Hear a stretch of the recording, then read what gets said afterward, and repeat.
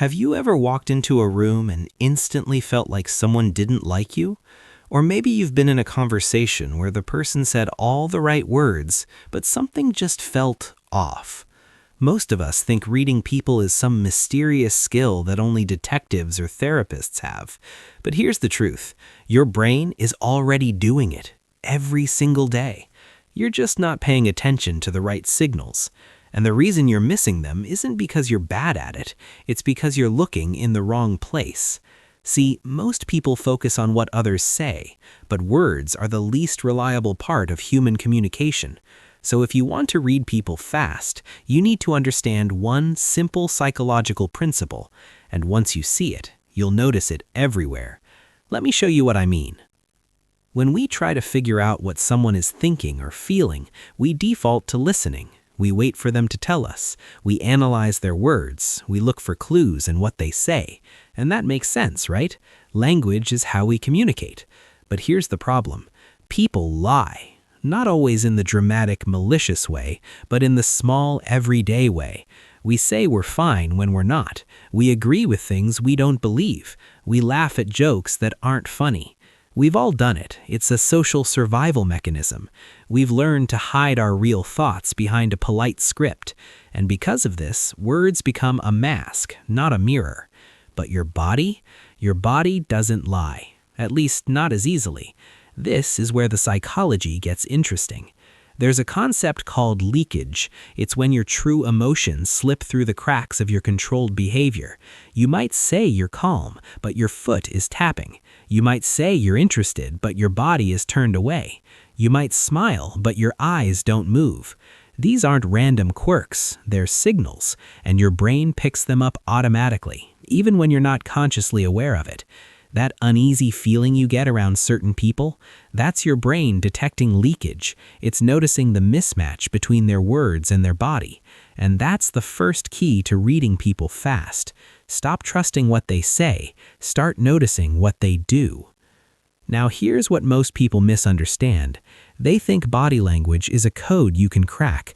Like if someone crosses their arms, they're defensive. If they look up and to the right, they're lying. If they lean in, they're interested. But that's not how it works, and this is where the mistake happens. Body language isn't universal, it's contextual. The same gesture can mean completely different things depending on the person, the situation, and the baseline. And that word, baseline, is everything. Let me explain. Imagine you meet someone new. They're quiet. They don't make much eye contact. Their arms are crossed. Is that a sign they don't like you? Maybe, or maybe that's just how they are. Maybe they're introverted. Maybe they're cold. Maybe they always sit like that. You don't know yet, because you don't have a baseline. A baseline is how someone behaves when they're comfortable and relaxed. It's their normal. And once you know someone's baseline, any deviation from it becomes a signal. So if someone who's usually open and expressive suddenly goes quiet, that's meaningful.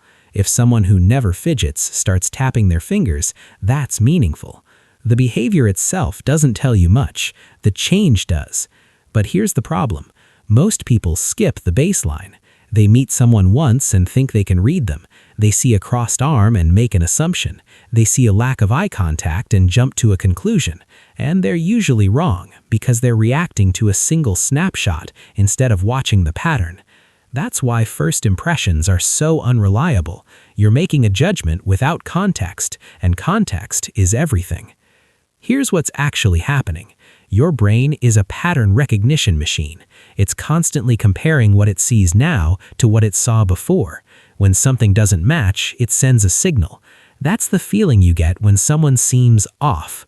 But if you don't train yourself to notice the pattern, you'll miss the signal, or worse, you'll misinterpret it. And this is where it gets interesting. The people who are best at reading others aren't doing anything magical. They're just paying attention to two things, baseline and deviation. That's it. Everything else is just noise.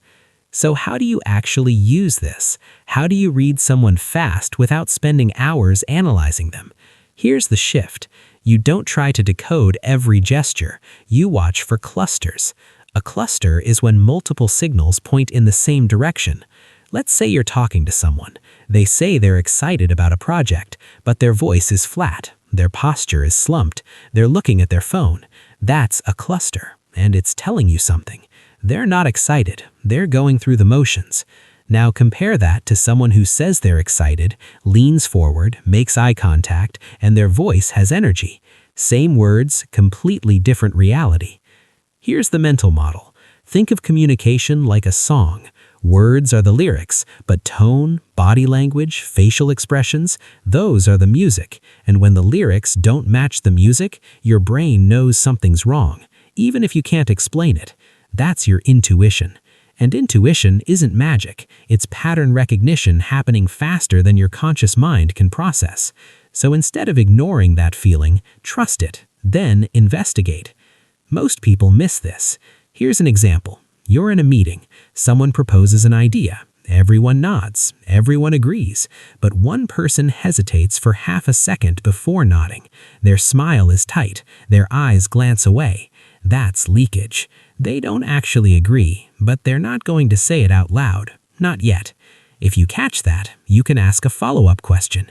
You can give them space to voice their concern, and suddenly you're the person in the room who understands what's really happening, not because you're psychic, because you're paying attention. Here's another reframe.